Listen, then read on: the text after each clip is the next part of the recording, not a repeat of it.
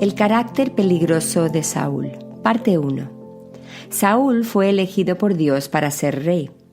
Lo vimos al principio de su reinado como un hombre humilde que no buscaba gloria para sí. Sin embargo, poco después de ser rey, comenzamos a ver que el poder le agrada y quiere tener control sobre todas las cosas, llegando a olvidar que él estaba bajo la mano de un rey mayor que él, el Rey de Reyes, Dios mismo. En el capítulo 13, cuando Saúl ya llevaba más de un año de reinado, comenzamos a ver faltas en su carácter que resultan en su autodestrucción. Saúl, a través de diferentes historias relatadas en Primera de Samuel, muestra una falta de responsabilidad por sus propias acciones y falta de discernimiento a la hora de tomar decisiones. En la primera historia lo encontramos en guerra contra los filisteos. Vemos aquí que Jonatán, su hijo, estaba al cargo de parte del ejército. Se habían juntado los hombres de Israel en Gilgal para combatir contra los filisteos. Los filisteos habían salido contra ellos y al ver los israelitas el gran ejército filisteo, se habían escondido en cuevas. Nos dicen los versículos 7 y 8 que algunos de los hebreos pasaron al Jordán, a la tierra de Gad y de Galaad, pero Saúl permanecía aún en Gilgal y todo el pueblo iba tras él temblando.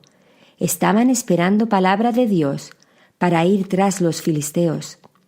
Así que Saúl esperó 7 días, conforme al plazo que Samuel había dicho, pero Samuel no venía a Gilgal y el pueblo se le desertaba.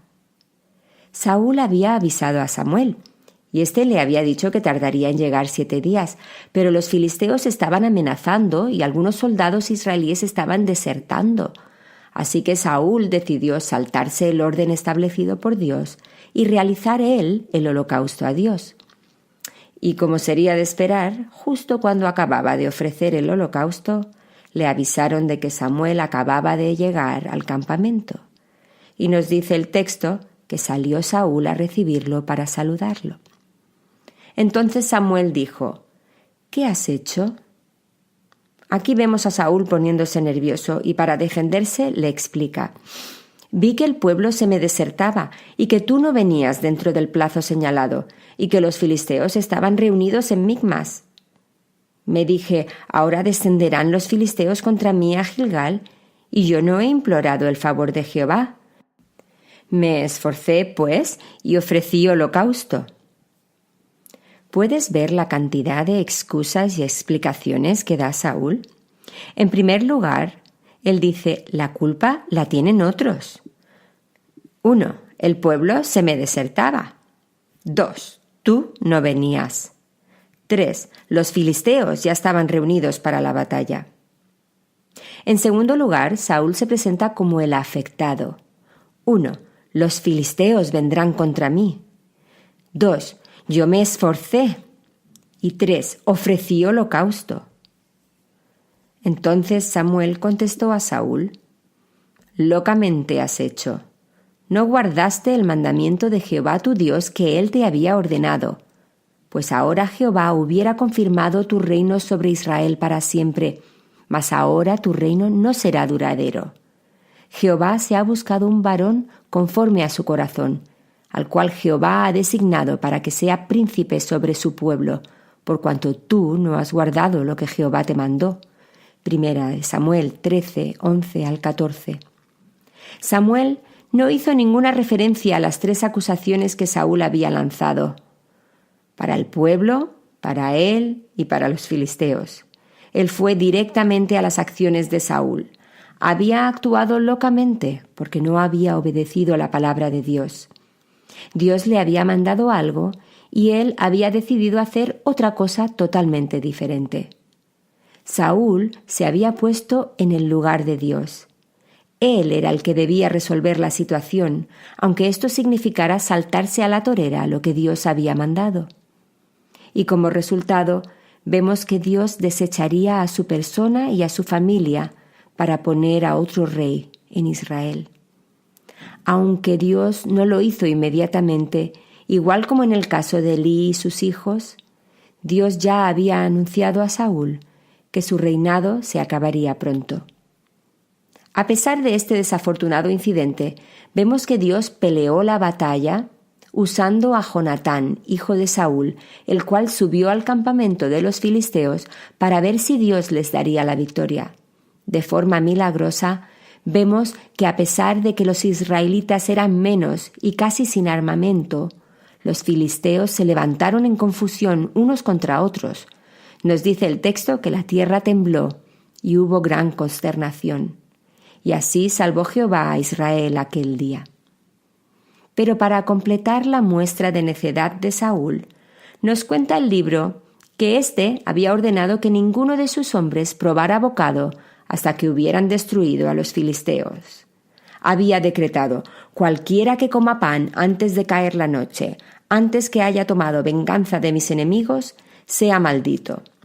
Así que, a pesar de que los soldados desfallecían, a pesar de que pasaban por un bosque donde había miel para comer, los hombres de Saúl no probaron bocado.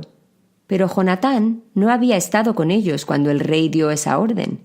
El hijo del rey había estado en el campamento de los filisteos, siendo usado por Dios para causar el desconcierto en el campamento enemigo, y no había oído la orden de su padre. Así que él sí comió miel. Uno de los soldados, al verle, le dijo lo que su padre había jurado. Curiosamente, cuando los soldados de Saúl, muertos de hambre, tomaron el botín de los filisteos que habían huido, nos dice el texto que comieron los animales sin cumplir el protocolo establecido por Dios para preparar la carne, y comieron carne cruda. Cuando la noticia llegó a los oídos de Saúl, éste, sabiendo que el pueblo pecaba, preparó un lugar para preparar la carne correctamente.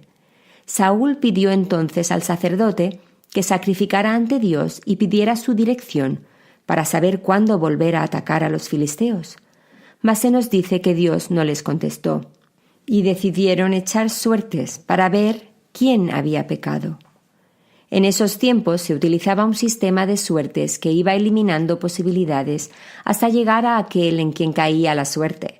Con todo el pecado que había acontecido en el campamento, vemos que al echar suertes es Jonatán el que es inculpado. El hijo del rey, al ver que la culpa había caído sobre él, explicó el motivo de su desobediencia. «Ciertamente gusté un poco de miel con la punta de la vara que traía en mi mano. ¿Y he de morir?» Lo cierto es que había habido múltiples desobediencias durante esta guerra, y eran muchos los que podían ser culpables de que el Señor no contestara su petición. Mas Saúl, en su estilo típico, estaba dispuesto a echar toda la culpa sobre su hijo, a pesar de que éste realmente había transgredido una orden que desconocía, al contrario de Saúl y los otros hombres del ejército. Mas vemos que el pueblo se levantó para defender a Jonatán, y éste fue librado de la muerte. Aunque me alegro de que Dios protegiera a Jonatán para que no fuera castigado, este incidente nos muestra que Saúl parecía preocuparse más por lo que el pueblo pensaba de él que por agradar a Dios. Saúl no juzgó a Jonatán porque temía al pueblo. Habría sido mejor que hubiera confesado que la orden que había dado no había sido acertada, pero no es lo que nos dice el texto. Esta batalla contra los filisteos había sacado a relucir la falta de discernimiento de Saúl y la tendencia que tenía de evadir responsabilidad propia, culpando a otros por sus propias acciones. Veremos en otros eventos relatados en el libro que esto, unido a su orgullo y falta de temor a Dios, lo llevaría a su propia ruina. Escucha la segunda parte del carácter peligroso de Saúl en la próxima reflexión.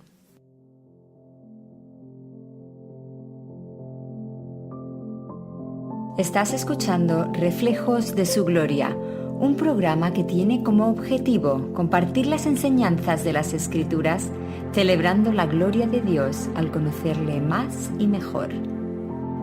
Te animo a indagar conmigo, comenzando con un viaje a través de la Biblia, viendo no solamente la historia, sino descubriendo a la persona del Mesías, reflejada en las páginas de las Escrituras de principio a fin.